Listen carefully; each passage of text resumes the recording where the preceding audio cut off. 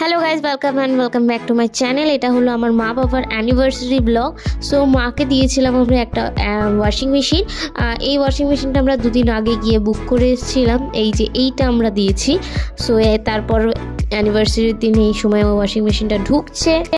সেদিন দুপুরবেলায় একটু ভালো মন্দ খাবারের অ্যারেঞ্জমেন্ট হয়েছিল, আমরা সবাই মিলে করেছিলাম। পিঙ্কাও এসেছিলো, আমি, দিদি, পিঙ্কা, আমরা সবাই মিলে টোটাল অ্যারেঞ্জমেন্টটা করেছিলাম। দিয়ে দুপুরবেলা খেতে বসেছিলাম সন্ধ্যে 6:30 নাগাদ। তারপর সন্ধ্যেবেলার দিকে আরও একটুখানি রাত হলো যখন, তখন পিৎজা টিজা খেয়ে এখানে মাকে রেডি করালাম।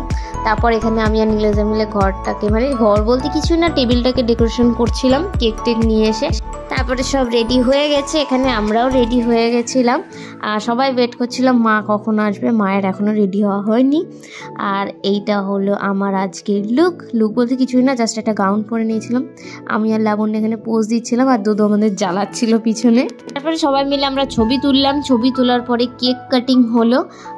মা, বাবা, দোদো, লাবণ্য 4 জনে মিলে কেক কাট করেছিল।